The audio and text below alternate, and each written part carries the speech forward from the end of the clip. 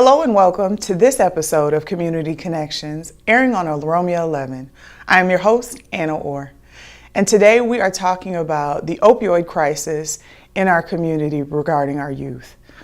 Today I have Susie Ledesma here of Encouraging Leaders. She is a program specialist there, and she is talking to us about a luncheon coming up right here in the Twin Cities that is going to provide a lot of vital information for parents that are navigating the opioid crisis with their youth, offering them support. It's going to be a wonderful episode you won't want to miss.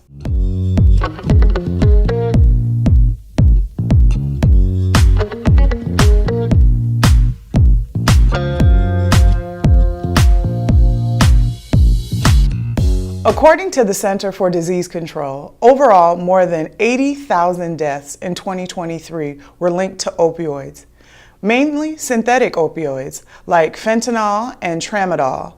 Opioid deaths declined 3.7% from 2022. But overdose deaths involving cocaine climbed 5%. Deaths involving other psychostimulants like methamphetamine rose by 2% in 2023 compared to the year prior. Today's guest is going to be speaking with you about some very, very scary things, but also offering a very large rope of support. Please welcome to the show, Susie Ledesma. Thank you for joining me today. Can you please introduce yourself and the work of your organization? Yes, my name is Susie Ledesma. I am a program specialist at Encouraging Leaders. We've been out there at the Urban League for almost a year. Actually, it'll be a year in August. Wow, okay. So you guys are coming up on an anniversary. Yes. Wonderful. Now share with people that may not be familiar the work of Encouraging Leaders. Sure. So we spread awareness and we also do outreach campaigns. Right now we are on the topic of opioid abuse in our youth. So you all are having an event coming up this month. You guys are having an Empower Lunch, and it is taking place at the end of this month, the 29th, correct? Yes, correct. Can you talk about the vision for this lunch and kind of how it came to be? Sure. So with this month's, we actually had it last month as well. We are focusing on opioid abuse in our youth. But this time round, it's aiming towards our parents in general, to be a better support for their child who is experiencing opioid abuse, giving them education. There's going to be fellowship there, and a bite to eat. Okay. Now, I love the concept of you guys having a luncheon because I think breaking bread always makes it a little easier for us to navigate difficult conversations, especially if we're in an unfamiliar group of people. We're able to kind of connect by passing food and kind of talking. It makes it a little easier, to have conversation. Yeah, I have to agree with you on that. I feel it's a lot more, it's welcoming. It definitely is. Now, this luncheon's theme will be preventing opioid abuse in youth and peer support teams. Yes. Can you talk about that specific focus on youth and peer support? Yeah, so for more of that youth support, it's any youth that is dealing with opioid abuse, that is actually seeking help. Okay. But this time, like I mentioned before, the parents will be more involved in this with education, being that support for that child or children, or it doesn't necessarily have to be their own children, just to kind of help save a life. Now, Encouraging Leaders is hosting this event, but you guys are working in partnership with many known other leaders around this subject in the community. The City of Minneapolis, the Minnesota Department of Health, TRCP, correct, and yes, so many others. Can you talk about what these partnerships are bringing to this conversation on the day of the 29th?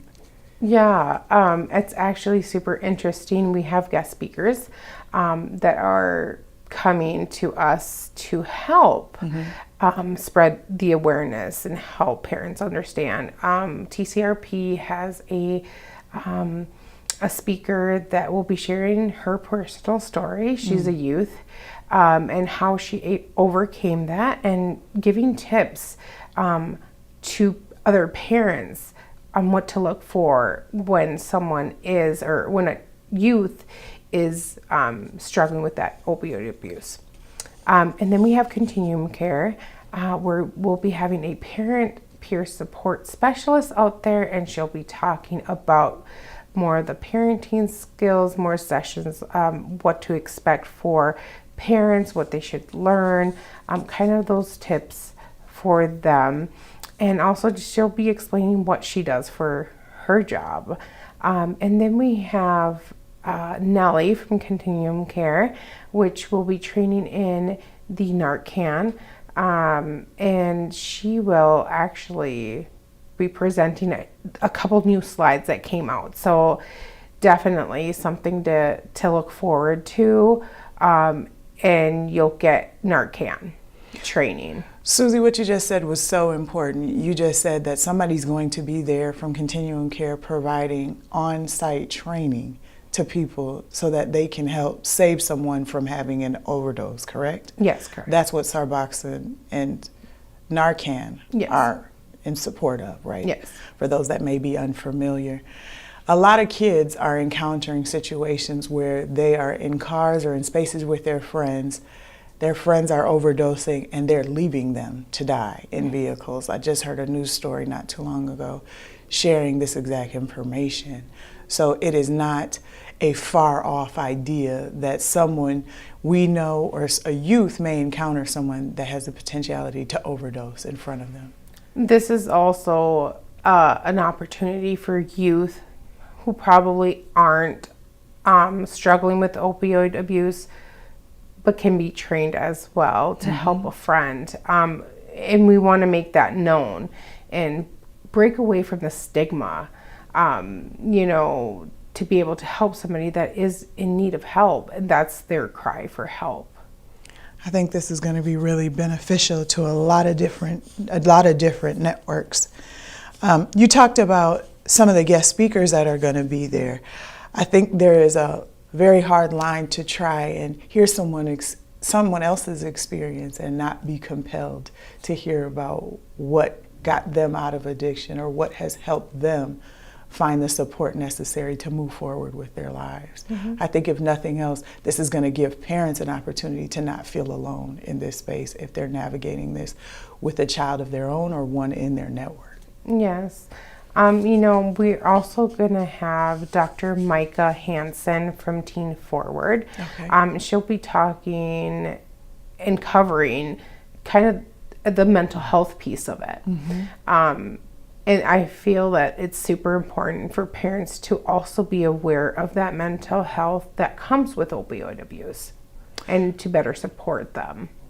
I think it's very important that you said that, seeing as we know that May is Mental Health Awareness Month. These two things sometimes have the opportunity to go hand in hand. And so navigating one without the other may not always be successful for anyone. So it's really encouraging to hear that Dr. Michael will be there on site illuminating such an important topic. Now, for people that believe that fentanyl use is just something celebrities do, we've heard many different rock stars and people from the very own 20 cities, navigate opioid addiction. But it is right here in our very own backyard. You were talking about the nuance of Nellie's presentation from Continuum Care, presenting some new slides around some new information. I was reading on the Center for Disease Control's website that there are 25 different kinds of fentanyl that keep changing, that are coming to the streets, I guess more stronger each time than the last. And it's killing people at a larger rate.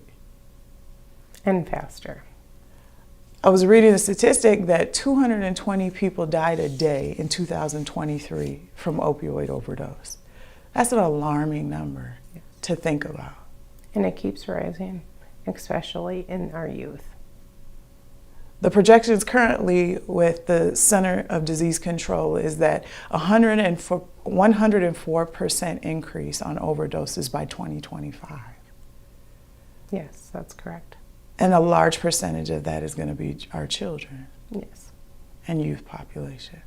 Absolutely, especially the BIPOC. Right now, we do service out in North Minneapolis and are focused on the youth Black American. And what have you witnessed in the community of looking at opioid overdose in your very own backyard, so to speak? It's a high number in the BIPOC community itself in whole. You see the youth, which breaks my heart as a mother of 5. My kids are still small, but it's helping me teach them. Teach them and better support them. If it could happen to anybody, it could happen to anybody, and it makes me sad. This is why I do what I do now, to help somebody, especially our youth, because our youth is our future. That they are. That's very well said. Now, what is a message that you wish to impart with parents as they attend the luncheon on Saturday? Come join us. This is a safe space. We invite you. We're welcoming you. You'll have a bite to eat. You can share your fellowships. Meet with different organizations. We'll have Minnesota Adult and Teen Challenge out there. Missions Inc. will be out there, and Thrive will be out there as well. There'll be tabling, and then we do have a speaker from Minnesota Adult and Teen Challenge out there that will also be sharing his experience from opioid abuse and his recovery now. He is a peer support specialist out there. Now, I know this is a very sensitive topic, but will there be a Zoom link provided, or will it be recorded, or clips being shared with the public so that they can start to hear some of the conversation that was had? I'm sure because of privacy reasons, all won't be disclosed, but I think there will be some insight people could benefit from if it is provided. There will be recording, but not throughout the whole duration of the event, is why I would like to invite parents to come join and hear what is being said, and we're raising that awareness to our parents to better support their children or just youth in general. For those that want to attend, is there a cost associated? No, there's not. It's free to the community. So we do welcome everybody to come and join us.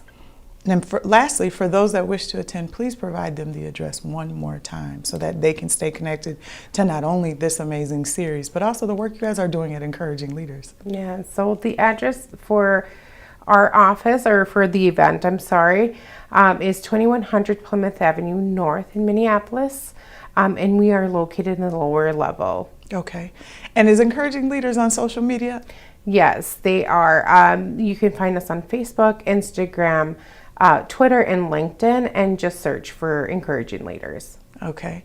And lastly, can I just have you look in this camera, Susie, and provide a call to action for those that are interested in attending, or a parent that's saying, I think I may be dealing with a youth that's battling addiction, opioid addiction, and I want to come, but I'm kind of hesitant. We welcome every parent to come join us for our luncheon. There'll be great information, great education to learn more about opioid abuse in our youth, and it'll benefit not only you, but it will benefit your children or the youth that actually need the help. We need to stand strong and make a difference in this opioid epidemic that's happening in our children. They need our help. Now, for those that are interested in stopping by Encouraging Leaders, please provide us with your web address and a phone number for us to further stay connected with you all. www.encouragingleadersmn.org. The number out there is 612-662-5323. You all make sure that you guys are connecting with Susie and her amazing team at Encouraging Leaders and get the support that you need, but also help enhance the leaders of tomorrow today. Thank you so much, Susie. Unfortunately, that is all the time that we have for this episode of Community Connections.